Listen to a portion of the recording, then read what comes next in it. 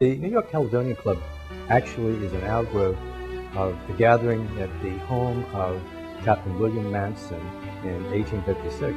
Captain Manson was from Thurso, Caithness County, Scotland, that is in northeast of Scotland, and he was a member of the Highland Guard militia. The Highland Guard was a predecessor of the New York Caledonian Club. It was an outgrowth of the War of 1812 and was comprised mainly of Scottish immigrants.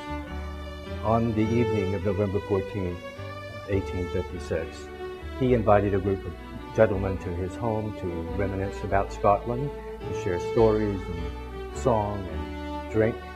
And as a result of that, they decided that they would meet again in 2 weeks.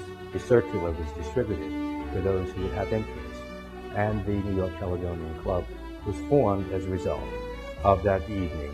And the purpose of the club was to have a social organization where men of all socioeconomic strata, rich and poor, firemen, policemen, laborers, whatever, shared one thing in common, and that was that they loved Scotland. So it was brothers of the heather, shoulder to shoulder. They enjoyed their culture and were able to help each other. In 1857, the club held the first of the Caledonian Games, and those games became very popular. In 1858, in Jones Wood, which is today 68th and 69th Street, York Avenue, they charged 25 cents for admission, and it was a games that attracted wide attention.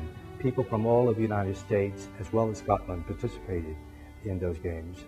The interest in those games is continued even today, where the New York Caledonian Club participates in Highland Games in the tri-state area. The most important activities initially of the club were social. The Robert Burns Supper and the Caledonian Ball were two of the biggest events.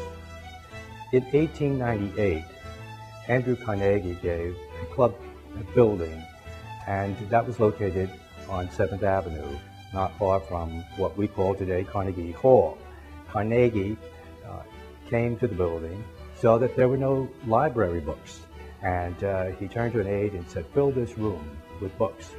So as a consequence, he donated 1,000 Scottish books, which are today located at the Second Presbyterian Church, the old Scots Kirk at 96th Street and Central Park West. The club had meeting rooms, a gymnasium, and billiards. It was a social gentleman's club.